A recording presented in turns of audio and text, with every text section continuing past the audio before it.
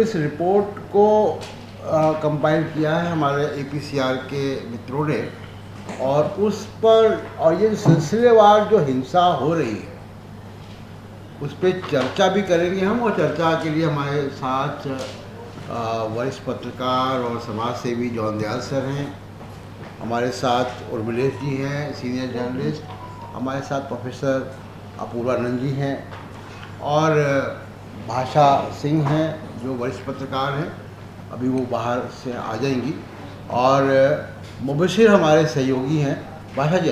तो वो आपको रिपोर्ट में सेलिएंट फीचर्स है वो बताएंगे। एक इसका बैकग्राउंड मैं आपको बता दूं सिर्फ, उसके बाद फिर मैं मुबशिर से रिक्वेस्ट करूंगा कि उस रिपोर्ट के फीचर्स बता दें। आप लोग को अगर याद हो कि 2018 में भी ऐसी ही वायलेंस हुई थी बिहार में 8 जगह, और कर्फ्यू लग गए थे, रामनवमी के जुलूस निकले थे, और रामनवमी के जुलूस कई मुस्लिम इलाकों के अंदर चले गए, और वहाँ पे बहुत भड़काने वाले डीजे से गाने बजे, जुलूस में तलवारें थी, और हिंसा हुई बड़े पैमाने पर, बहुत दुकानें मकान जलाए गए। अब उसके बाद, उसके कुछ दिनों बाद जब स्थिति कंट्रोल हो गई लॉ एंड ऑर्डर की, तो हम लोग यहाँ से फैक्ट फाइंडिंग टीम लेके गए थे, और उसमें कुछ रिकमेंडेशंस थी। उस वक़्त जो मौजूदा चीफ सेक्रेटरी आमिर सुबहानी, वो उस वक़्त गृह सचिव थे, उनसे भी बात हुई थी, लंबी बात हुई थी उनसे, और वो रिपोर्ट यहाँ पे हम लोगों ने पेश की थी। और रिपोर्ट में ये रिकमेंडेशंस थी कि पीस कमेटियाँ जो वहाँ हैं ऑलरेडी बनी हुई हैं, उन पीस कमेटियों को ज़रा ठीक ठाक किया जाए, उनका रिप्रेजेंटेशन ठीक किया जाए। पीस कमेटियाँ इन जुलूसों के रूट को अप्रूव करें प्रशासन के साथ मिलकर, जुलूस में तलवारें ना हों। पीस कमेटियाँ ही ये तय करें कि डीजे जो बजाएगा तो डीजे में गाना क्या बजेगा, क्योंकि आमतौर पर बहुत भड़काने वाले गाने या नारे बजते हैं जिससे कि लोग प्रवोक होते हैं, फिर हिंसा होती है। तो डीजे के इलाकों से, वो जुलूस की रास्तों से होकर गुजरेगा, डीजे में क्या बजेगा, तलवारें नहीं होंगी, ये सब बातें पीस कमेटियाँ तय करें, और फिर वही वो फॉलो करेगा प्रशासन भी, और जो जुलूस के आयोजक हैं वो भी। कितने लोग जुलूस में होंगे, ये सब बातें हो गई, वो रिकमेंडेशंस मान ली गई। और उसके बाद आप देखिए कि 2018, 19, 20, 21, 22 बड़े पैमाने पर हिंसा की खबरें नहीं आई बिहार से। इस बार वहाँ कुछ गड़बड़ हुआ, इस वजह से हिंसा हुई है, जिसकी रिपोर्ट जो है अभी मुबशिर रिलीज़ करेंगे आपको सामने, और डिटेल बताएंगे। और मुबशिर एक बार बता दें, उसके बाद फिर हम लोग रिपोर्ट को रिलीज़ करते हैं, और फिर हम अपने मेहमानों से बात करेंगे। जैसा कि सर ने, प्रशांत सर ने बताया कि 2018 में एक रिपोर्ट रिलीज़ की गई थी यहीं से। इसमें कुछ रिकमेंडेशंस दिए थे हम लोगों ने, उसका 4 साल तक 19, 20, 21, 22 तक उसका फॉलोअप हुआ। लेकिन 23 में क्या गड़बड़ियाँ हुई, क्या चीज़ का जो रिकमेंडेशन का फॉलो नहीं हुआ, उसके पहले वो पहले जानना ज़रूरी है। तो रामनवमी बेसिकली 30 मार्च को थी। तो बिहार में एक ट्रेडिशन सा रहा है कि जो रामनवमी का जो जुलूस निकलता है, वो रामनवमी के दिन नहीं निकलता, रामनवमी के नेक्स्ट डे निकलता है, यानी 31 तारीख को, और 31 तारीख फ्राइडे था। लेकिन उससे पहले प्रशासन की तरफ से एक बिहार शरीफ में ख़ास तौर से एक पीस कमेटी बुलाई गई थी 26 मार्च को, जिसमें वहाँ के कई अन्य लोग, ward member, x ward member, teachers, जो वहाँ के नामे जामे लोग, उन्होंने उसको अटेंड किया था। और वहाँ पे कुछ चीज़ें तय की गई थी। उसमें जो बेसिक पहले चीज़ ये तय किया था, रूट क्या रहेगा। तो बिहार शरीफ में जो रूट था बेसिकली वो तय ये था कि श्रम कल्याण मैदान से शुरू होगा और बाबा बनी राम अखाड़ा पे ख़त्म हो जाए। ये बेसिकली 4.5 किलोमीटर का पूरा रूट है, और ये रूट बेसिकली जाता है आपका गगन दीवान, हॉस्पिटल मोड़, भराव मोड़, कांटा पर, अशोकरा कॉलेज मोड़, और जाके ख़त्म हो जाता है बाबा मनीराम अखाड़ा पे। दूसरी चीज़ इसमें यह है कि इसमें कितना क्राउड रहेगा। तो जो ऑर्गेनाइज़र थे, जो उसके बजरंग दल के लोग जो इस शोभा यात्रा को निकाल रहे थे, उन्होंने कहा था कि 5000 का क्राउड रहेगा। तीसरी चीज़ में ये हुई थी कि डीजे, तो इसमें ये तय किया गया था कि कोई भी डीजे सॉन्ग्स कोई प्ले नहीं किया जाएगा, कोई भी स्वॉर्ड इस तरह कोई भी हथियार गन्स वगैरह का कोई भी इस्तेमाल नहीं किया जाएगा। चौथी चीज़ ये हुई थी जो पूरा जो रूट है 4.5 किलोमीटर का, उस पर हर पॉइंट पे, हर सेंसिटिव पॉइंट पे जगह जगह पे पुलिस वाले तैनात किए जाएंगे। ख़ास तौर से जो प्रॉपर्टीज़ है, बिजनेस की जो प्रॉपर्टीज़ है, जो हाउस होल्ड्स हैं, उस पर पुलिस वाले खड़े रहेंगे, तैनात किए रहेंगे और पूरे रूट को बैरिकेड किया जाएगा। लेकिन हैरत की बात यह है, जो रिकमेंडेशंस में दिए गए थे, जिन बातों पे तय किया गया था, उन सब का कोई भी ऑन ग्राउंड एग्जीक्यूशन नहीं होता है। नतीजा ये होता है कि जब नेक्स्ट डे जब 31 तारीख को जब रैली निकलती है, शोभा यात्रा निकली जाती है श्रम कल्याण मैदान से जुमे के बाद, यानी अराउंड 2:30-3 o'clock पे, तो उसमें पहली चीज़ तो उसमें है कि उसमें 60,000 लोग उसमें पार्टिसिपेट करते हैं, उसको अटेंड करते हैं। कहाँ 5,000 का फिगर दिया गया था, और लेकिन 60,000 लोग टर्नओवर होते हैं उस पूरे प्रोसेशन शोभा यात्रा में। इनफैक्ट ये जो फिगर है, ये वहाँ की आम जनता का फिगर नहीं, ये वहाँ के डिस्ट्रिक्ट मजिस्ट्रेट उन्होंने भी बताया है कि 60,000 लोगों ने इन टोटल पार्टिसिपेट किया इन अराउंड। दूसरी चीज़ ये है कि वहाँ से जब रैली निकलती है, शोभा यात्रा निकलती है, लेकिन जैसी ही रैली निकलती है डीजे का सॉन्ग्स हाई वॉल्यूम में प्ले किया जाता है।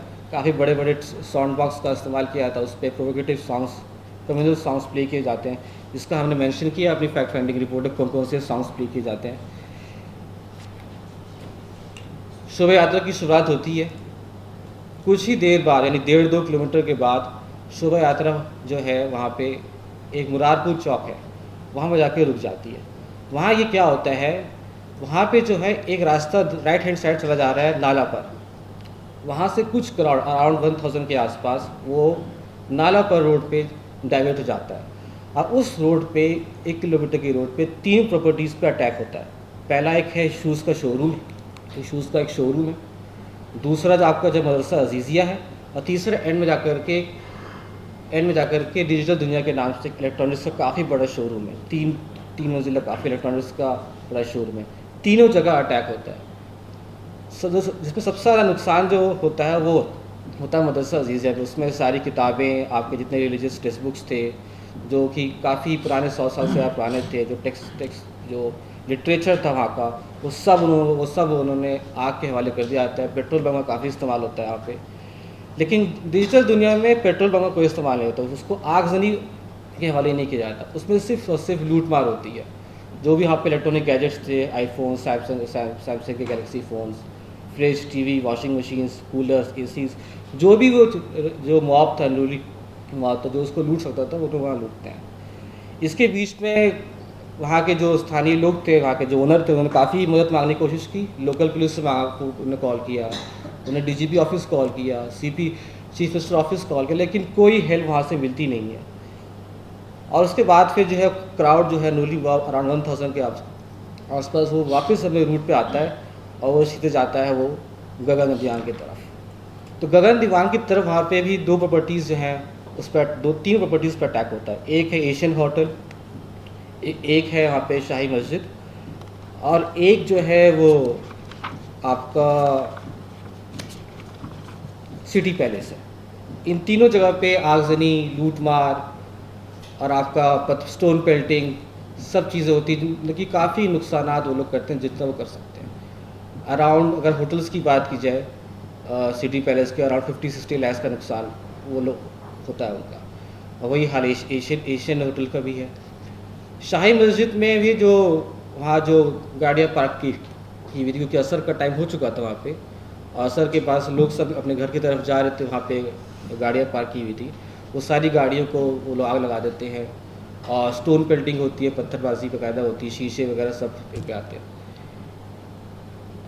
इसमें एक चीज़ देखने की ये है कि जब वहाँ के जो स्थानीय लोग आई विटनेस से ये बताया, गगन दीवान चौक पे पेट्रोल पंप है, वहाँ पे जो है 3 CCTV कैमरास लगे हुए हैं। तो लोग आई विटनेस ने हमें ये बताया कि शोभा यात्रा यानी रामनवमी से कुछ दिन पहले, 2 या 3 दिन पहले CCTV कैमरास वहाँ से निकाल लिए जाते हैं, वहाँ से हटा दिए जाते हैं किसी अननोन पर्सन के द्वारा। ये अभी तक मालूम नहीं हो सका है कि वो कौन लोग हैं जिन्होंने ये सीसीटीवी कैमरा हटाया वहाँ से। नतीजा उसका नतीजा ये होता है, जो अनरूली मॉब पूरा वहाँ से निकलता है आपका बा मदीना अखाड़े तक, जो लोग उसको वायलेंस करते हैं वो लोग सीसीटीवी कैमरा के आने से बच जाते हैं। नहीं, उनका जो भी लोग वहाँ वायलेंस कर रहे हैं वो लोग वहाँ पे उसमें कहते हैं कि वहाँ सीसीटीवी कैमरा है ही नहीं। नतीजा प्रशासन को पता चल ही नहीं पाता है, बाद में कोई इन्वेस्टिगेशन होती भी है तो ये बहुत मुश्किल होगा निकालना कि कौन कौन लोग वहाँ मौजूद थे जिन लोगों ने वहाँ वायलेंस किया।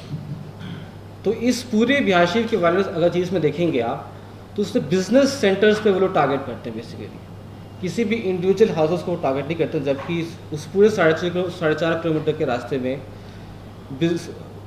मुसलमानों के घर भी हैं, काफ़ी बड़ी घनी आबादी भी है, लेकिन प्राइम टारगेट जो उनका होता है वो होता है सिर्फ और सिर्फ मुसलमानों के बिजनेस सेंटर्स। जैसे आपका सिटी पैलेस है, आपका डिजिटल दुनिया है, आपका शोरूम्स है, उन सब पे अटैक करते हैं। ट्रांसपोर्ट वाला बिजनेस सेंटर भी, इसमें कई सारी 6-7 बसेस वो लोग आग लगा देते हैं, उस सारे वो लोग टारगेट करते हैं। बिहाशी जब हम लोग ससाराम गए उसके बाद, तो ससाराम यही सिलसिला था जो वहाँ पे तो कोई पीस कमेटी के बारे में लोगों ने नहीं बताया कि प्रशासन के द्वारा बुलाया गया था या पुलिस के द्वारा बुलाया गया था, लेकिन वहाँ पे एक ट्रेडिशनल से एक रूट चला आ रहा है। तो उसमें ये होता है कि जो शोभा यात्रा वहाँ से निकलती है, जब वो निकलती है तो उस रूट पे तो रहती है, लेकिन उस रूट पे जो आबादियाँ हैं, रेजिडेंशियल पैलेस है, वहाँ पे जो मुसलमानों के जो घर है उस पर वो अटैक करते हुए निकलते हैं। तो वहाँ ससाराम में फर्स्ट और बिहार शरीफ फ़र्क ये है कि इस बिहार शरीफ में सिर्फ बिजनेस सेंटर्स पर अटैक किया जाता है, लेकिन ससाराम में ऐसा नहीं। ससाराम में रेजिडेंशियल पैलेस पर अटैक किया जाता है, इंडिविजुअल्स के जो घर होते हैं वहाँ आग लगाना, लूट मार हो गया, जो वहाँ पे जो स्थानीय घर है उनके जहेज़ के सामान लूटना, उनके कैश लूटना, उनके ऑर्नामेंट्स लूटना, गोल्ड सिल्वर ज्वेलरी सब है, बर्तन लूटना, ये सब काम वहाँ काम होता है। अगर आप देखें पूरे इस इंसिडेंट को, अगर प्रशासन का रोल देखें, खासतौर से ससाराम में प्रशासन की शुरू दिन से कोशिश रही है कि ग्राउंड पे कोई रिपोर्टिंग ना हो। जो हमारा वर्जन है, जो प्रशासन का जो प्रेस रिलीज़ हो रहा है, वही जो है पब्लिक डोमेन में आना चाहिए। तो वहाँ के जो लोकल जर्नलिस्ट जब हम उनसे मिले, उन्होंने भी बताया, हम लोग पूरा प्रेशर क्रिएट किया होता है प्रशासन के द्वारा, कोई भी ग्राउंड रिपोर्टिंग नहीं हो, जो हम प्रेस रिलीज़ कर रहे हैं वही पब्लिक डोमेन में आना चाहिए। बिहार शरीफ में ऐसा नहीं हुआ, बिहार शरीफ में फ़र्क था। बिहार शरीफ के अंदर जो है उन्होंने ग्राउंड रिपोर्टिंग हुई है। आपको ज़्यादातर पूरे वायलेंस की खबरें आपको बिहार शरीफ से मिलेंगी, अदीसिया के पास है, सोगरा कॉलेज के पास है, लेकिन सासाराम में ऐसा नहीं है। सासाराम में आपको ग्राउंड रिपोर्टिंग जो है नहीं मिलेंगी, और आपको एक ही जगह ग्राउंड रिपोर्टिंग मिलती है, जो कि 48 आवर्स के बाद, यानी फ्राइडे में वायलेंस होता है 31 मार्च को, 48 आवर्स के बाद वहाँ पे एक घर पे जो है एक पेट्रोल बम फेंका जाता है, वहाँ पे एक हिंसा होती है, उसकी आपको एक छोटे सा आपको एक न्यूज़ कवरेज मिलेगा। बाकी आपको मेन ग्राउंड रिपोर्टिंग नहीं मिलती है, जहाँ पर जाकर वो विक्टिम से मिलें और उनकी स्टोरीज कवर करें। तो ये सब वहाँ के फैक्ट्स हैं, वो सब चीज़ें हैं। अभी तक जो है वहाँ पे कोई भी कंपनसेशन दोनों तरफ स्टेट गवर्नमेंट के द्वारा देने को ऐलान नहीं हुआ है। अगर आप देखेंगे कि ये जुलूस का रूट है, मान लीजिए, और 1 किलोमीटर आप उससे मुड़ जाएं दाहिने हाथ, 1 किलोमीटर, उसके बाद 1 किलोमीटर के बाद बाएं मुड़े, फिर वो एक मार्केट कॉम्प्लेक्स है, उस मार्केट कॉम्प्लेक्स में 15-20 दुकानें हैं, उसमें से एक फर्स्ट फ्लोर पे दूसरे नंबर की दुकान है जिसका ताला तोड़कर, और सारे उसमें आपको सीसीटीवी फुटेज हमने देखा है कि आईफोन और एंड्रॉयड, दूसरे जो सैमसंग के फ़ोन और डिजिटल टीवी उठा के लोग ले जा रहे हैं। जो नहीं ले जा पाए तो उसको पटक भी दिया वहीं पे, उसको आग नहीं लगाई, मैरिज हॉल में आग लगाई, बसों को आग लगाई, सासाराम में बहुत गरीब लोगों के घरों पे आग लगाई, बहुत गरीब महिला, उसने नया अभी रमज़ान के समय में फ्रिज खरीदा था, उसमें फ्रिज में आग लगा दी। ऐसे बहुत सारे किस्से जो हम लोग बताएंगे अभी आपको। तो हम लोग रिपोर्ट रिलीज़ कर देते हैं।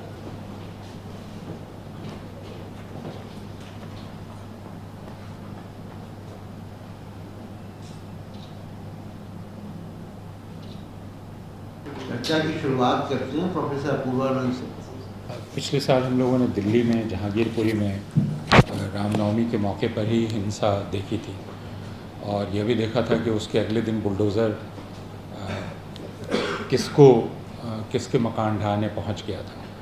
तो रामनवमी एक ऐसा मौका है जिसका इस्तेमाल अरसे से राष्ट्रीय स्वयंसेवक संघ और पहले जनसंघ और बाद में भारतीय जनता पार्टी एक लंबे अरसे से रामनवमी का इस्तेमाल करते आए हैं। कुछ रोज़ पहले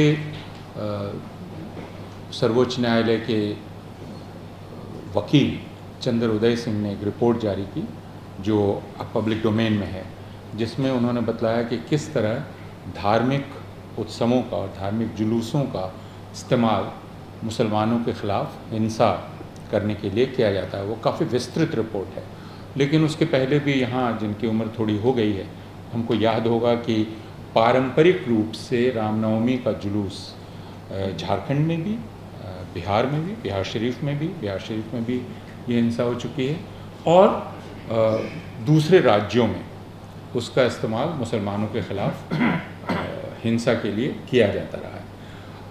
अब यह इतना अधिक बढ़ चुका है कि बिहार में रामनवमी के ठीक पहले हज़ारों हज़ार तलवारों की ख़रीद होती है और ये खुली ख़रीद है, अमेज़न से ख़रीद होती है और जैसा पुलिस अधिकारी अनौपचारिक रूप से बतलाते हैं कि ट्रक भर भर के तलवारें आती हैं और उनकी ख़रीद की जाती है और उनका वितरण किया जाता है। पटना और पटना के आसपास या दूसरे शहरों में लोगों ने ये बतलाया कि पिछले 8 वर्षों में ख़ासकर रामनवमी के जुलूस में संख्या और आक्रामकता इन दोनों में बहुत ज़्यादा बढ़ोतरी देखी गई है। इनका मकसद ही है एक प्रकार से मुसलमानों को गाली गलौज करना, उनको अपमानित करना और ऐसे इलाकों में जानबूझकर जाना जहाँ मुसलमानों की आबादी ज़्यादा है, मस्जिदों के आगे खड़े होकर जिस वक्त नमाज का वक्त हो उस वक्त ज़रूर उस वक्त तक वहाँ टिके रहना और भड़काऊ नारे लगाना, गाली गलौज करना, जिससे उत्तेजना फैले। यह तो पिछले वर्ष राजस्थान में भी देखा गया, मध्य प्रदेश में भी देखा गया, दूसरे राज्यों में भी देखा गया कि रामनवमी का इस्तेमाल इसके लिए किया गया है। इस बार बिहार में यह संख्या बढ़ी है और इसका कुछ कारण लोग वहाँ का बदला हुआ राजनीतिक समीकरण बतलाते हैं, जिसमें हिंदुओं का अधिक से अधिक संप्रदायीकरण करने की कोशिश भारतीय जनता पार्टी की तरफ से की जा रही है। तो बिहार शरीफ और सासाराम की रिपोर्ट यहाँ पेश की गई है और इस रिपोर्ट में कोई भी ऐसी बात नहीं है जो पिछली हिंसा में, यानी एक तरह का टेम्पलेट ये बन गया है जिसमें मुसलमानों के घरों और अगर कुछ संपन्न मुसलमान हैं, यानी उनकी दुकान है, उनका बस है, तो उनको निशाना बनाया जाना जिससे आर्थिक रीढ़ टूट जाए। तो 2-3 तरह के इरादे हैं, जैसे मुसलमानों की आर्थिक रीढ़ तोड़ देना और जो एक साझा ज़िंदगी रहती है हिंदुओं मुसलमानों की, उसमें ऐसा स्थायी शक पैदा कर देना इनके ज़रिए, क्योंकि ये जो हज़ारों हज़ार की भीड़ आती है इनमें बहुत सारे गली मोहल्ले के लड़के होते हैं, तो जाहिर है वे हिंसा में शामिल हैं। और मुझे मालूम नहीं, आप लोगों ने पता किया होगा कि मुझे जो बतलाया गया बिहार से और दूसरी जगहों से, ये इन जुलूसों में 10 साल से लेकर 20 साल के बच्चे बड़ी संख्या में शामिल रहते हैं और पुलिस अधिकारियों का यह कहना है कि इनके हाथ में तलवारें होती हैं, अगर ये हिंसा करेंगे भी तो जुवेनाइल एक्ट के चलते हम इनका कुछ नहीं कर सकते। और पुलिस अधिकारी इसी लेकर अब बहुत चिंतित हैं कि ये जो किशोरों का अपराधीकरण हो रहा है यह बाद में जाकर समाज में शामिल होंगे और फिर ये सारा कुछ किस दिशा में जाएगा। तो यह हिंसा सिर्फ यहीं तक नहीं है, हालांकि यहाँ तक रहने पर भी ये उतनी गंभीर है। हिंदू धार्मिक त्योहारों का जिस प्रकार का अपराधीकरण किया जा रहा है और संप्रदायीकरण किया जा रहा है वह पूरे हिंदू समाज के लिए बहुत चिंता का विषय है। लेकिन दूसरा, अब यह बात जग जाहिर है, इसलिए कहीं का भी पुलिस प्रशासन अगर यह कहे कि हमें अंदाज़ नहीं था, हमें मालूम नहीं था, और ऐसा हो गया और वो ऐसा होने देते हैं, तो इसकी जिम्मेदारी राजनीतिक नेतृत्व पर जितनी है उतनी ही पुलिस और प्रशासन पर भी होगी, क्योंकि पुलिस और प्रशासन का काम सुरक्षा देने का है।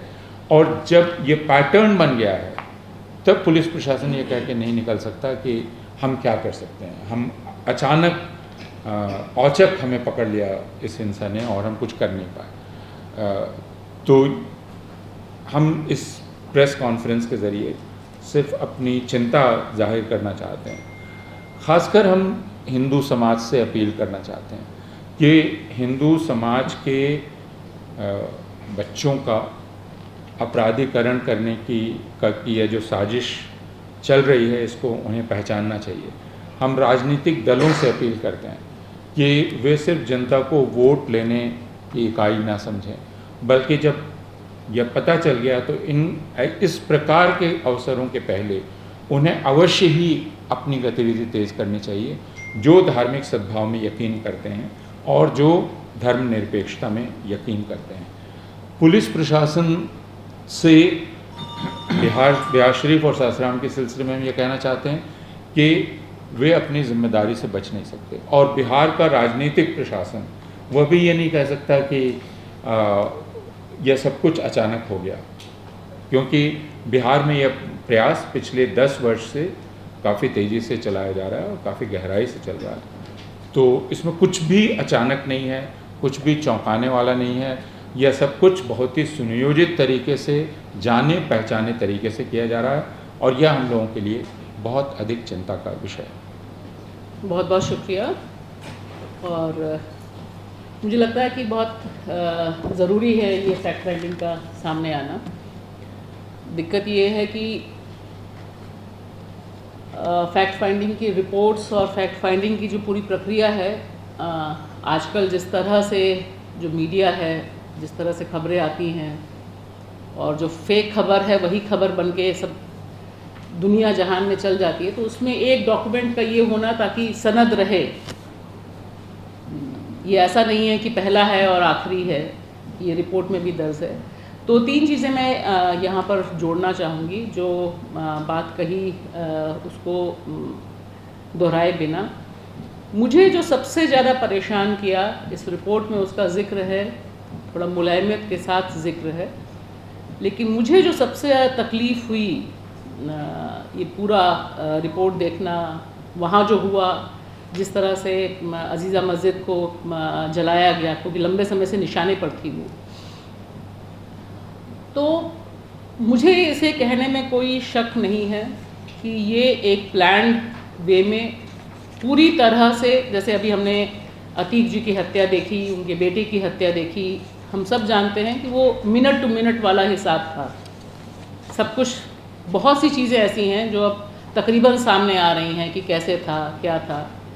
तो ये जो वहाँ हुआ है, ये इसलिए हुआ क्योंकि ये करवाने वाले लोग थे, और उन करवाने वाले लोगों में से किसी के खिलाफ भी सख्त कार्रवाई ना होना, किसी का भी हेड रोल ना होना। जो अभी प्रशांत जी कह रहे हैं, हम सब ज़मीन पे जाके देखते रहे हैं, खबर करते रहे हैं, जिस तरह से जो प्रशासन और प्रशासन के जो मुखिया हैं, नीतीश की जो चुप्पी है इस मसले पर, अभी तक नहीं गए, मजाक बात नहीं, उनका वहीं से चुनकर आते हैं। तो ये बहुत गंभीर मामला है कि नीतीश बाबू जो हर चीज़ पर बहुत सक्रिय रहते हैं, उनका गृह जहाँ से वो चुन कर आए, जहाँ से सारी चीज़ें हैं, वो जाते नहीं।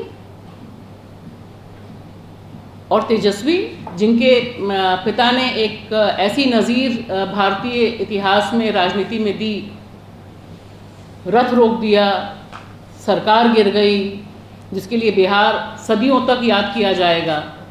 जो हैवानियत उस समय चल रही थी, उसको उसकी लगाम रोकी। तेजस्वी भी नहीं जाते, कॉन्स्टिट्यूशनल पद पर हैं, वो सरकार में शामिल हैं। तो ये जो दोनों लोगों का ना जाना वहाँ पर, और किसी का भी हेड रोल नहीं होना, मतलब किसी को कोई गुनाहगार नहीं। खाली आपने बहुत बहादुरी से बाद में बताया कि एक व्हाट्सएप ग्रुप था जिसमें 465 लोग थे और वो तैयारी कर रहे थे, वो ये जला रहे थे, वो ये कर रहे थे।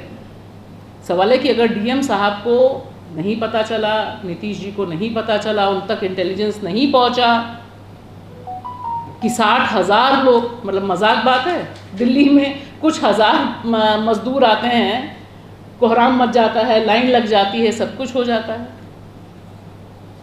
तो 60,000 लोगों की भीड़ आ रही है, मतलब भीड़ आने के बाद भी आप जागृत नहीं हुए। आप देखिए ना कि उसमें जो जवाब है बहुत अच्छे ढंग से है उसमें, कि भाई आप इतने लोग आ गए, तब तो आपको हाई अलर्ट पे डाल देना चाहिए था, आपको SOS भेज। 60,000 तो अचानक नहीं आएंगे।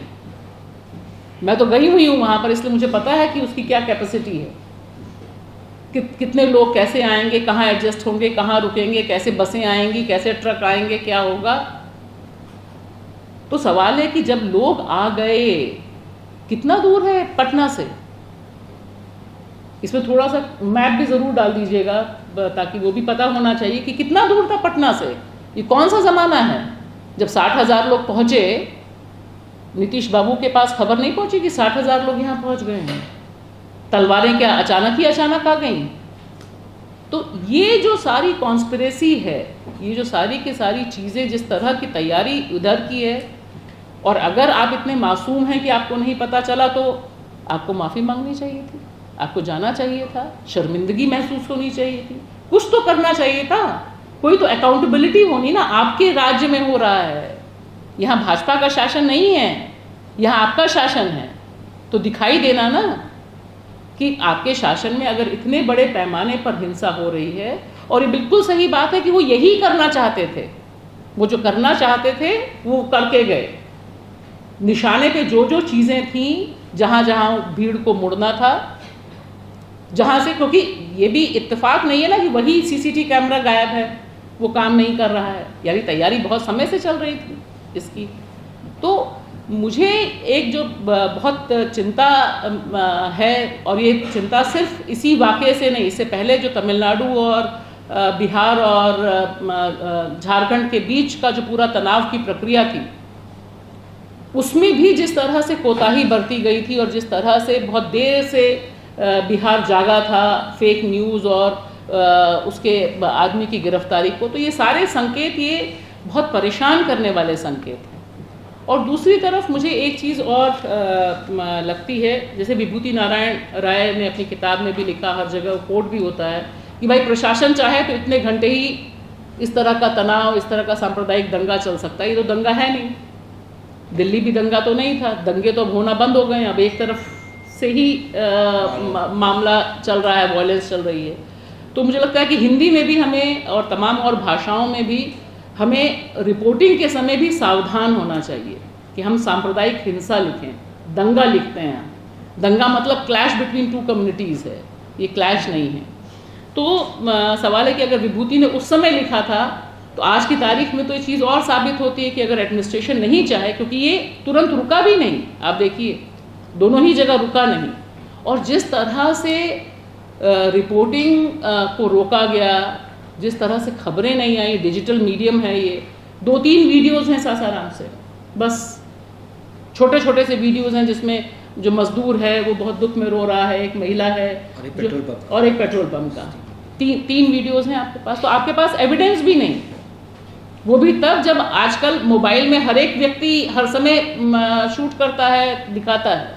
तो ये भी एक बड़ा खतरनाक संकेत है, क्योंकि मुझे लगता है कि एक दूसरे तरफ गुस्से को ले जाने की कोशिश हो रही है इस तरफ। और एक और चीज़ मैं कहना चाहूँगी कि इस रिपोर्ट में भी इस बात का जिक्र होना चाहिए था, जो देश के गृह मंत्री अमित शाह ने वहाँ कहा, वो छोटी मोटी बात नहीं थी, जिस पर नीतीश का कोई काउंटर नहीं आया बतौर मुख्यमंत्री कि हम उल्टा लटका देंगे।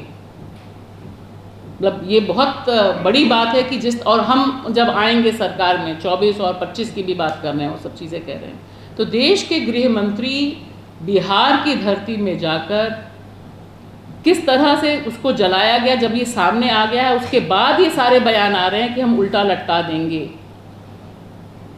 तो ये भी दिखा रहा है कि ये जो सारी तैयारी है वो तैयारी किस तरह की है। और एक आखिरी चीज़ मैं कहूँगी कि इसमें दो चीज़ बहुत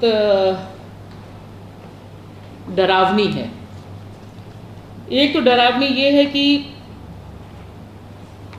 चाहे मामला इसमें जो लोग पकड़े गए उनका प्रोफाइल उठा के देखिए, अभी जो भारतीय इतिहास में ऑन कैमरा लाइव हत्या हुई उस हत्या करने वालों का आप बैकग्राउंड उठा के देख लीजिए, और ये तमाम जो मारने वाले मारकाट करने वाले लोग हैं, हथियार जिनके पास पहुंच रहे हैं, ये दरअसल वो लोग हैं जिनके पास देश का भविष्य जा रहा है, जिसके बारे में अपूर्वा जी कह रहे हैं कि ये दरअसल हिंदू यूथ को किस तरह से एक क्रिमिनल यूथ में जो गरीब है, और गरीब में वो पिछड़ा समाज से आते हैं, कई और समाज से आते हैं, लेकिन बुनियादी तौर पे जो गरीब है, पिछड़े समाज से आते हुए लोग हैं, उन तमाम लोगों को एक अलग ढंग की मिलिशिया में तब्दील करने की जो साजिश है, वो ये सारी चीज़ें सामने आ रही हैं। ये अबव द लॉ है।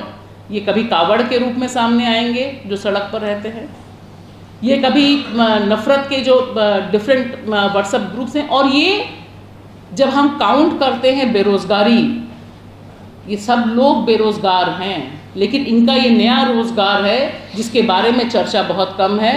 दिल्ली में हमने देखा, इसी देश की राजधानी दिल्ली में हमने देखा है, जितने लोग यहाँ पर इस तरफ हैं तकरीबन सब लोग उसके गवाह रहे हैं कि कौन लोग थे, किस उम्र के लोग थे। कई ऐसे बच्चों के इंटरव्यूज़ में जिन्होंने कहा कि हाँ, हमारे फादर को पता है कि हमारे पास ये हथियार है। तो ये जो एक नई ब्रीड तैयार हो रही है, ये जो नया एम्प्लॉयमेंट है, जो पूरी की पूरी कौम को अपराधी कौम में तब्दील करने, कॉन्स्टिट्यूशन से ऊपर इसको कंट्रोल करना बहुत मुश्किल है। अगर आज की तारीख में जब हम बात कर रहे हैं तो मुझे लगता है इस दिशा में लगातार बात करना बहुत ज़रूरी है। और मैं एक चीज़ और कह के अपनी बात ख़त्म करूँगी कि जब भी हमले हैं, जितने भी हमले हैं, जिस तरह से जो इसके पीछे का जो मैकेनिज़्म है, एक इंसिडेंट तो है जो इंसिडेंट हमने दर्ज कर लिया, लेकिन इसके पीछे का जो मैकेनिज़्म काम कर रहा है वो हमसे आगे चलता है, वो आगे की तैयारी करता है। एक की हत्या होती है, दूसरे की हत्या कैसे होगी ये टीवी पे टेलीकास्ट होना शुरू हो जाता है। ठीक उसी तरह से मुझे लगता है कि जो रामनवमी है, जो होली है, तमाम त्यौहार, हनुमान जयंती पर भी ऐसा ही है। तो ये जो एक पूरी की पूरी कोशिश है, और उसमें दुख इस बात का है कि जो विपक्ष के दल हैं उनके लिए अगर ये संकट हो जाए कि जब माइनॉरिटी पर हमला है तो चुप रहना है, मुझे लगता है इससे बड़ी शर्मनाक स्थिति और नहीं होगी। और इसमें निश्चित तौर पर नीतीश और तेजस्वी दोनों से उनकी जवाबदेही पूछी जानी चाहिए, क्योंकि अगर हम नहीं पूछेंगे तो आगे वाली जो इस तरह की घटनाएं हैं उनको रोकने, उनको थामने की बात नहीं हो पाएगी। वरिष्ठ पत्रकार और बुजुर्ग पत्रकार में फ़र्क ये होता है कि मैं थोड़ा हल्के चलता हूँ, मगर दूसरा फ़र्क ये होता है कि 53-54 साल की पत्रकारिता से एक लंबी याददाश्त तो आती है। हिंदू मुस्लिम वायलेंस, या सच में बोला जाए तो हिंदू तत्वों का मुसलमान जमात के ऊपर वायलेंस भारतवर्ष में कोई नई बात नहीं है, और 47 से ज़्यादा ही हो रहा है। और 53 साल से तो मैं खुद अपनी आँखों से देख भी रहा हूँ और उसके बारे में लिख भी रहा हूँ। उस दौर से होते हुए पिछले 2-4-5 साल के बारे में एक दो मुख्य बातें करना चाहता हूँ, जो कि कुछ हद तक टाइप करती है इस रिपोर्ट से भी, और बहुत ज़्यादा टाइप करती है जो भाषा सिंह ने अभी बात की और बड़े ज़ोर से बात की।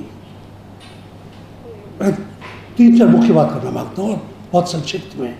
पहला है, कमरे में एक हाथी है जो हमको दिखाई नहीं दे रहा है, उसका नाम है इस्लामोफोबिया।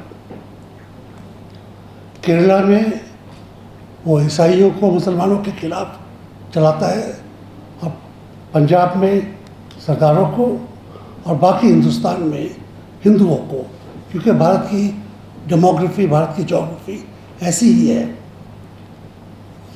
एक जमात को मुसलमानों के खिलाफ किसी भी तरीके से लफ्ज़ जिहाद कह दीजिए, दुकानदारी इन्होंने बताई, उनका इकोनॉमिक स्टेटस बढ़ता है तो उसका बाइकआउट करना है, उनकी संख्या IAS में ज़्यादा हो रही है या जुडिशरी में ज़्यादा हो रही है, उसको कैसे कम किया जाए उसके ऊपर बात है। उनको स्कॉलरशिप मिल रही है तो किस तरीके से मौलाना आज़ाद पूरी स्कीम को ध्वस्त कर दिया जाए। इस्लामोफोबिया का जो बढ़ाव है अब वो पानी नाक से ऊपर हो गया है, और मेरा ख्याल है उसको हम सबको मुखातिब होना है। पत्रकारों को तो होना ही है, सुप्रीम कोर्ट को होना है, और भारत की सरकार है, चाहे भाजपा की भी हो, IB, इंटेलिजेंस के जो और रूट्स है, उन सबों को इस बात को भांपना है, क्योंकि इस्लामोफोबिया एक टिंडर बॉक्स है। इसमें कभी भी एक्सप्लोजन हो सकता है, कभी भी आग लगाई जा सकती है, कहीं पर भी कुछ आगजनी करी जा सकती है।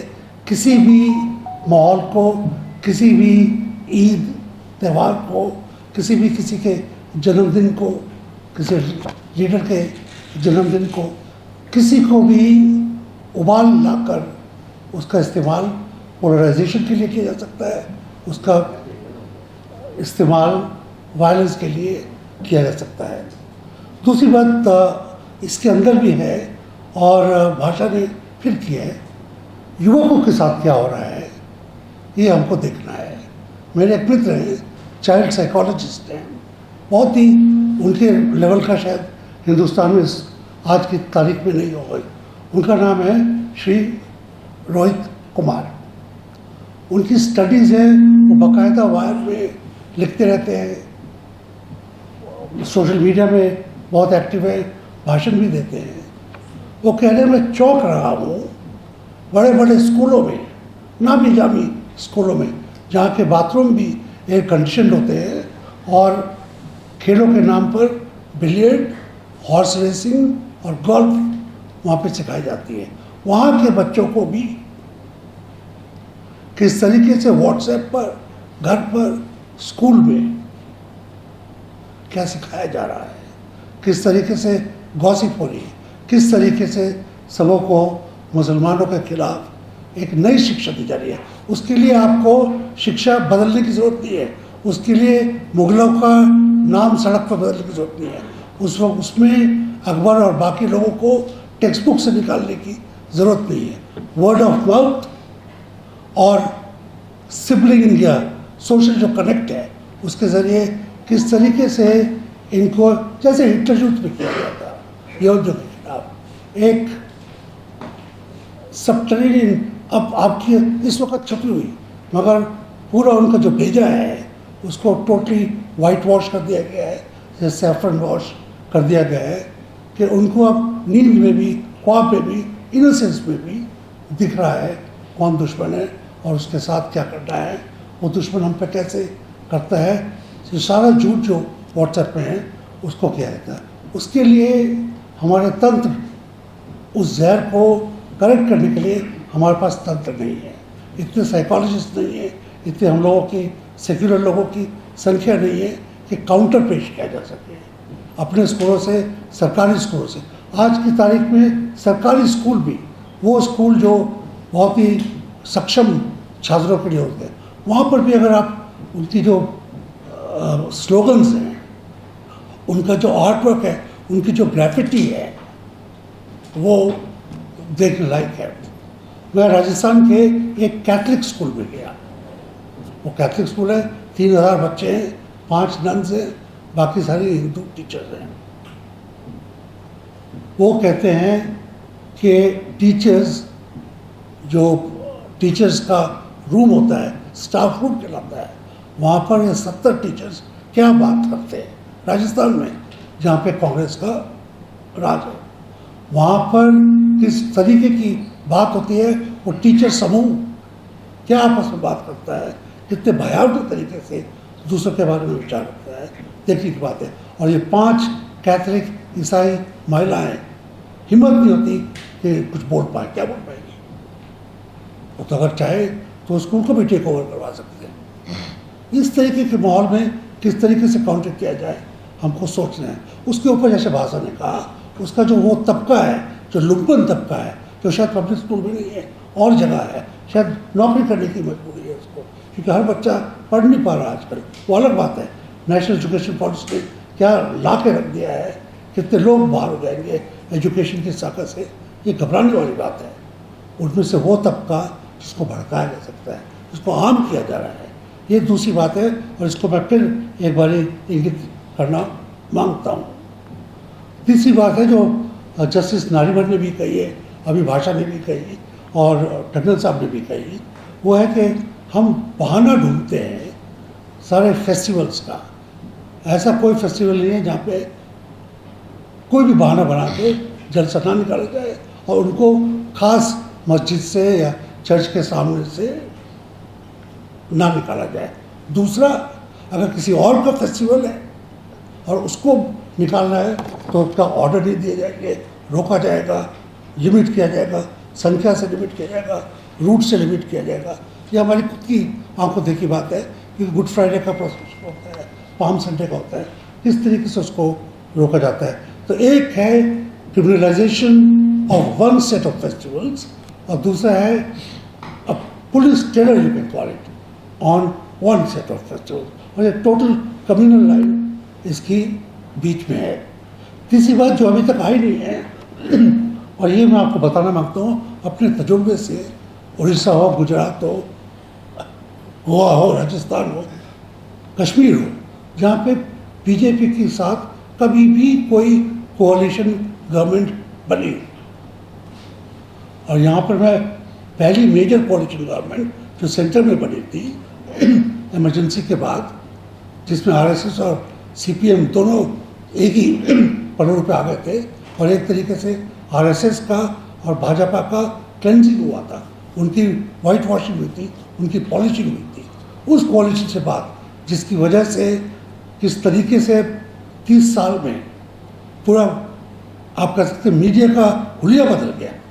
वो जो छोटे छोटे लोग प्लान किए गए थे बहुत जूनियर पोजीशन में, लाल कृष्ण अडवाणी ने इंफॉर्मेशन मिनिस्टर में 30 साल में वो संपादक बन गए थे टीवी के, अखबारों के। क्या चेंज आया? ये तो एक मीडिया की बात है। पुलिस में क्या चेंज आता है?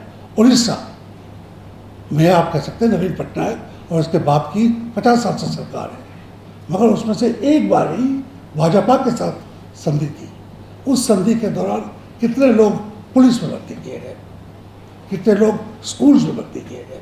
गोवा में तो पर्रिकर आए, बड़े महान व्यक्ति थे, आईआईटी के थे, सब लोग कहते हैं बड़े भले मानस थे, मुंह से हिंदी में गाली नहीं देते थे, मगर मुख्यमंत्री बनते ही जिस तरीके से उन्होंने 100 से ज़्यादा पुलिस स्कूल आरएसएस को दिए और 2 बटालियंस पुलिस की रिक्रूट की सिर्फ एक तबके से, सिर्फ एक डिस्ट्रिक्ट से।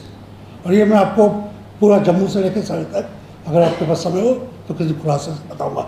मगर जिस तरह जब भी आप भाजपा के साथ कोalition करते हैं तो सिविल सोसाइटी में, सिविल सर्विसेज में, पुलिस में, एजुकेशन में किस तरीके का डीप पेनिट्रेशन आता है, सरकार टूट जाती है।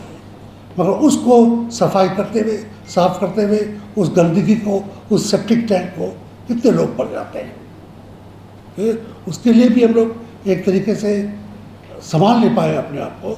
हमारे पास वो तकनीक नहीं है कि किस तरह उनको एकदम क्लेंस किया जाए। कानून भी नहीं कहता। अब तो ये तो नहीं सकता कि भाजपा जैसी सरकार टूटे, पुलिस में से आधे लोगों को बाहर कर दिया जाए, वो तो कोर्ट में चले जाएंगे। किस तरीके से उनके माइंड को डिटॉक्सिफाई किया जाए। विदेश में भी फेल हो गए हैं, रशिया में हो या जर्मनी में हो या अमेरिका में हो, वहाँ पे एंटीसेमिटिज्म और एंटी इस्लाम जो चीज़ें हैं वो क्लेंस करने में सरकारें भी फेल हो गई हैं। बहुत बड़ा खतरा है हिंदुस्तान में और इस बात पे हमको ध्यान देना चाहिए। आखिरी बात मेरी है कि इन तत्वों से कोई वायलेंस से तो जीत नहीं सकते और ना चाहिए। कोर्ट कचहरी में भी कहाँ तक जाएंगे आप? कानून बनते बनते कुछ नहीं है। इसका जो ऑपोजिशन है वो पॉलिटिकल है और उसका मैदान इलेक्शन का मैदान है। उसमें आप किस तरीके से जाते हैं सेक्युलर फोर्सेस को।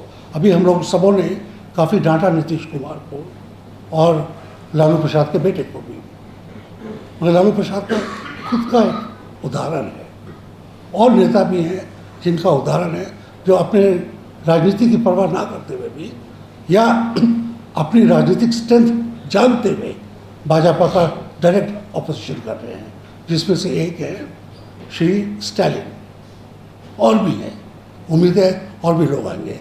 ये किस तरीके से आते हैं इसके ऊपर हमारी निगाह है, क्योंकि अगर इन फोर्सेस को रोकना है और जो पॉइजन किस तरीके से डीप जा चुका है उसको अगले 10 साल में या 15 साल में निकालना है, क्योंकि ये 2 जनरेशन्स का पॉइजन एक जनरेशन में नहीं निकाल पाएंगे आप। ऐसा हम में से कोई नीलकंठ नहीं है जो सारा पॉइजन एकदम अपने आप में समा पाए।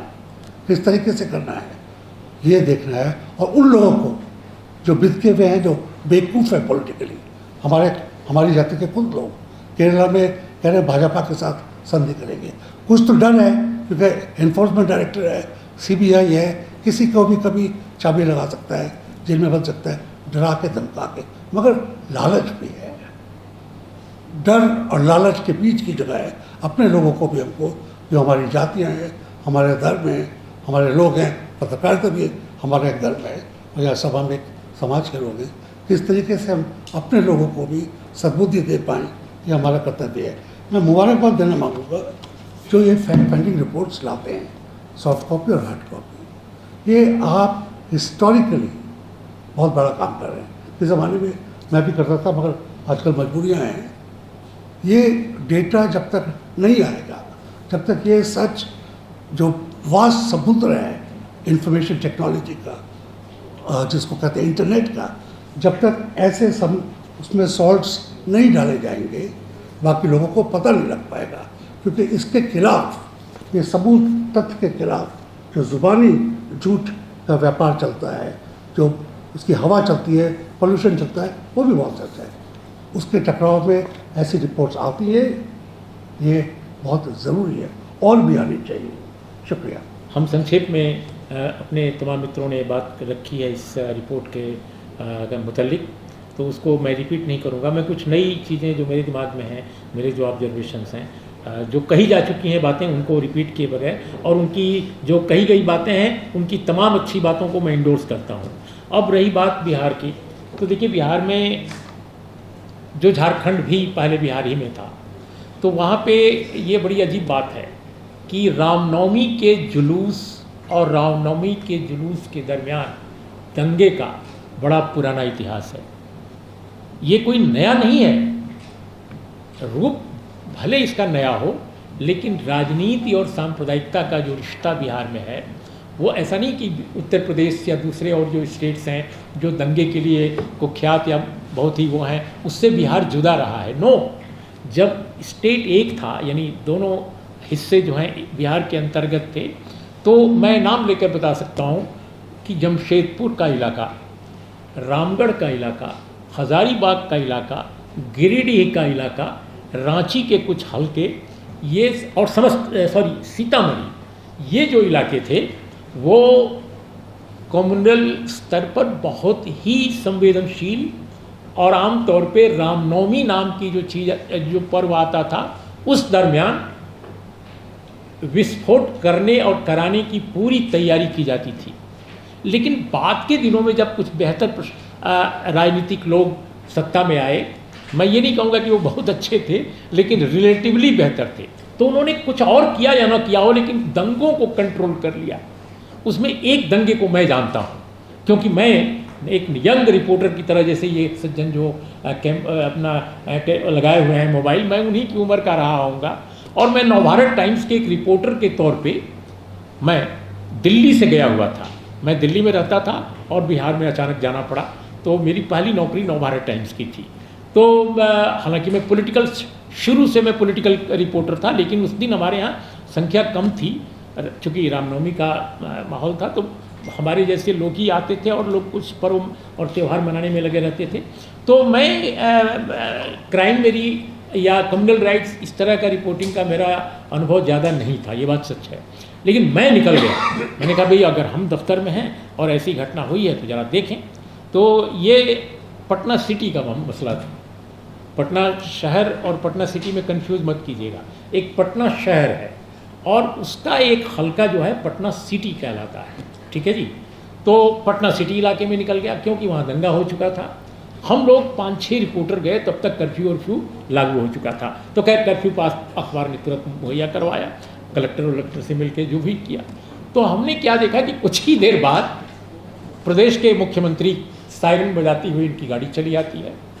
वो नए नए मुख्यमंत्री बने थे, जिनका नाम लिया गया तेजस्वी यादव, उनके पिताश्री थे। और उनके कार्यकाल का ये पहला दंगा था जहाँ तक मैं समझता हूँ।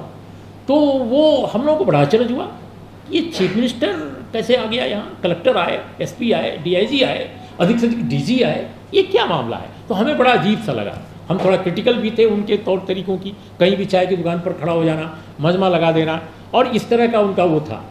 आई मीन अपने को बहुत पॉपुलर लीडर के रूप में पेश करने का। तो लगता था कि ये क्या कर रहे हैं। लेकिन मैंने ये देखा और मैंने महसूस किया कि पॉलिटिकल लीडर अगर अपने को ताक पे रख दे, मतलब अपने को बिल्कुल स्टेक पर रख दे, तो शायद प्रशासन में, जनता में, समाज में हर जगह एक मैसेज जाता है कि अरे ये तो कमाल, ये बताइए ये आ गए। तो उन्होंने क्या किया कि हम लोगों को देखा, पत्रकारों को, और पुलिस के पीछे हम लोग थे ताकि हम लोगों पर पत्थर न पड़े, क्योंकि सबके पास तो कंटोप था नहीं लोहे वाला। हम लोग पीछे पीछे थे और कंटोप केवल पुलिस वाले पहने थे, क्योंकि पत्थरबाजी खूब हो रही थी। तो देखा कि साहब ये आ गए और हंगामा मचा हुआ है, सारे कई पॉलिटिकल लीडर्स हैं, एमएलएज हैं और लोग, और ये माइक लेकर के और अनाउंस करने लगे। और जो अनाउंसमेंट करने लगे उसमें ये था कि अब वहीं मतलब उनकी, मैं भोजपुरी में बोल रहे थे, मगही या वहाँ की, जिसका मतलब ये था कि ये दंगा अभी नहीं रुका तो हम इजिप्ट से यहाँ से जाएंगे ही नहीं, हम यहीं रहेंगे रात भर, हम दिन भर यहीं रहेंगे। मतलब कुछ इस लहजे में उन्होंने भाषण किया। और यकीनन आपको मैं बताऊं कि वो दंगा 2 बजे रात 3 बजे भोर तक बिल्कुल शांति हो गई।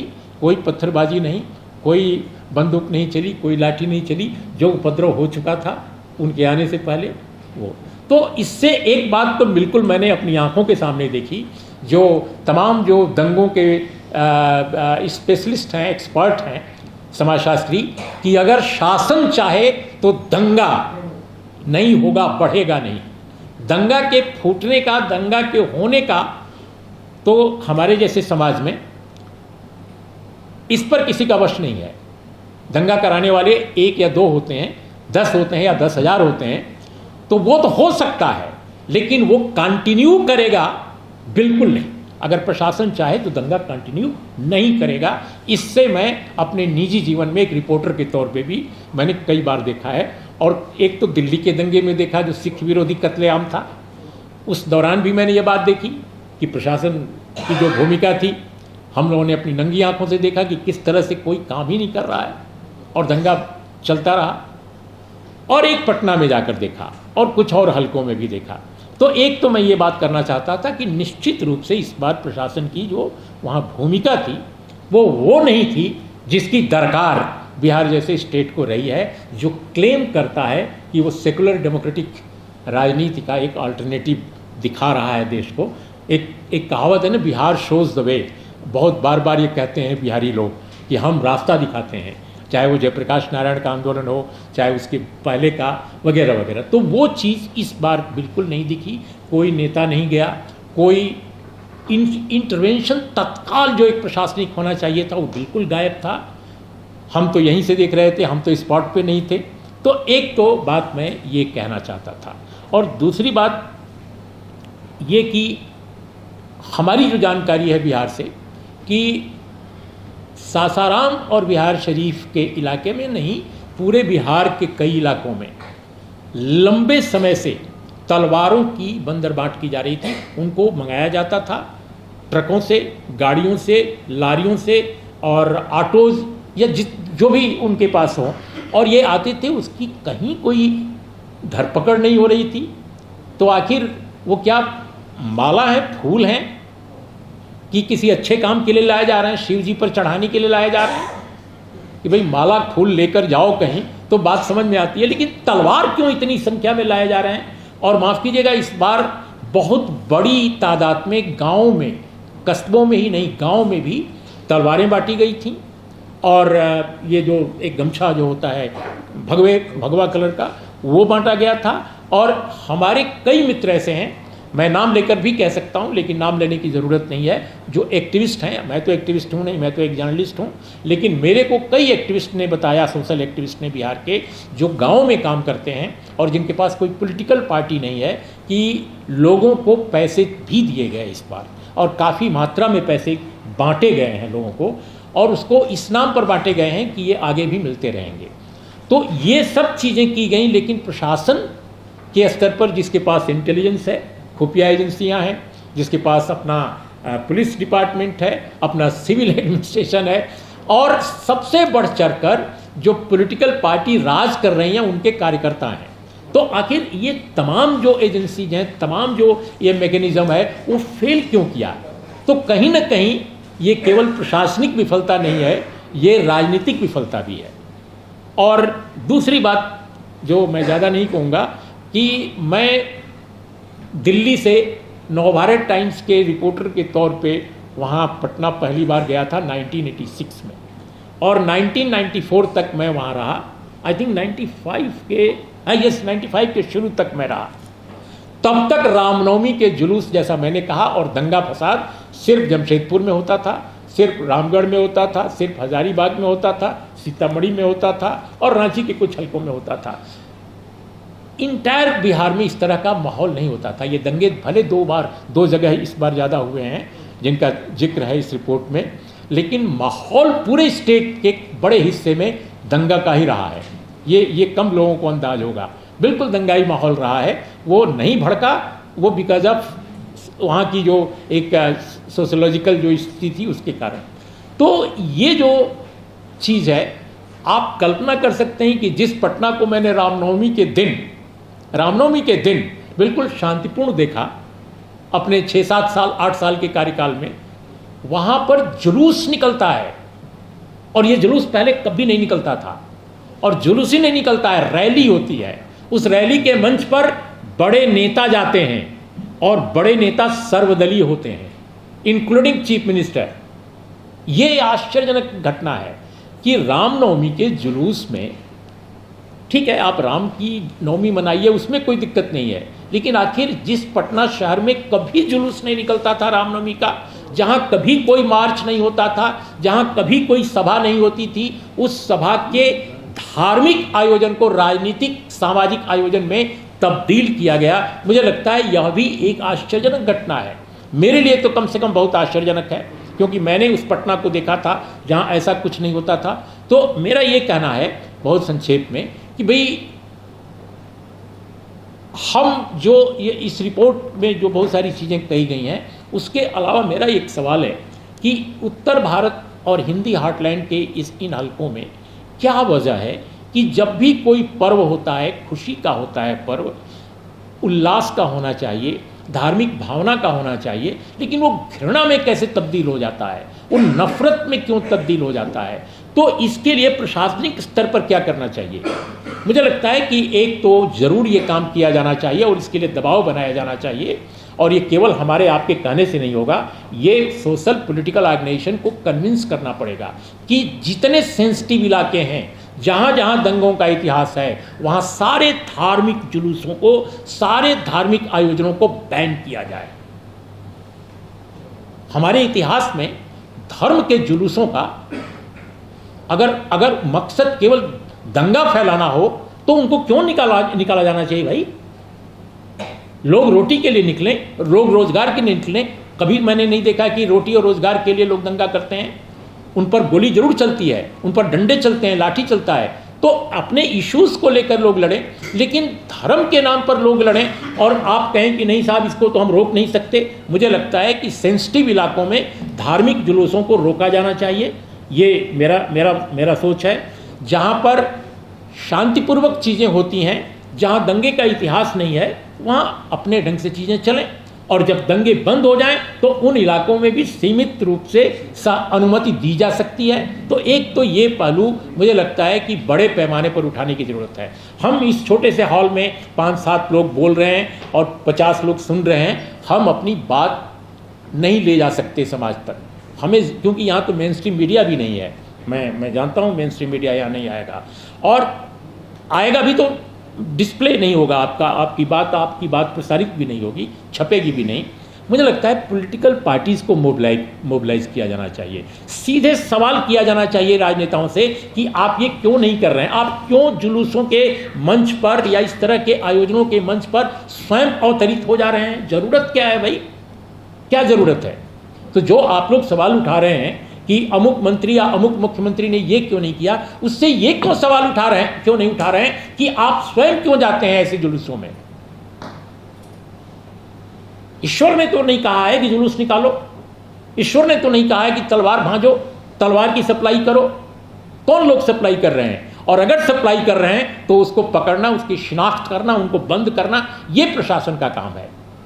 न कि प्रशासन का काम यह है कि अपेक्षाकृत जहाँ शांतिपूर्ण ढंग से हंगामी जुलूस हो वहाँ पर आयोजन में वो स्वयं पहुँच जाए।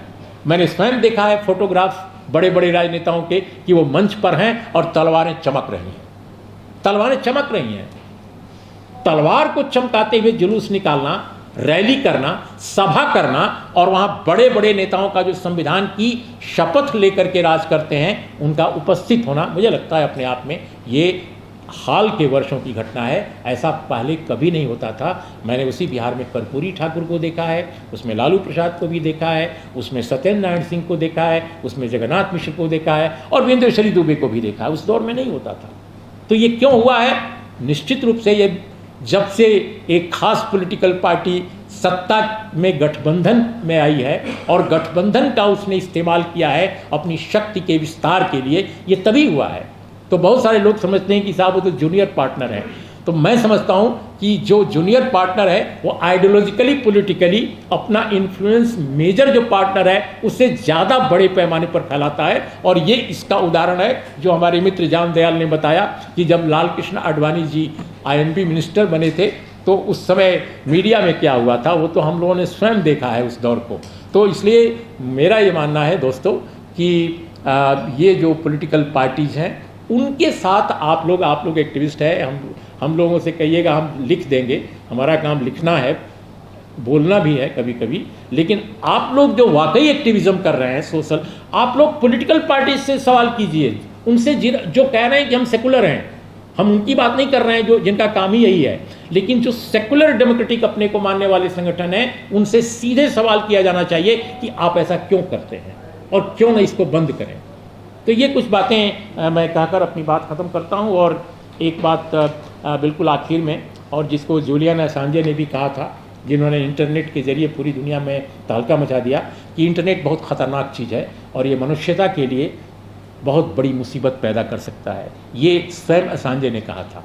और असांजे आज की स्थिति में हम सब जानते हैं। मुझे लगता है कि दंगों में जो इंटरनेट बेस्ड जो प्लेटफॉर्म्स हैं उनका कितना बड़ा, खासकर व्हाट्सएप का कितना बड़ा इस्तेमाल हो रहा है, इस पर भी सोचने की ज़रूरत है। और प्रशासन, मीडिया और आप जैसे जो लोग हैं जो इस तरह के मंच हैं, इन पर भी सवाल उठाया जाना चाहिए और इस बहस को बड़े प्लेटफॉर्म पर ले जाया जाना चाहिए, न कि सिर्फ हम लोगों आप लोगों तक। That's all, thank you. बहुत शुक्रिया।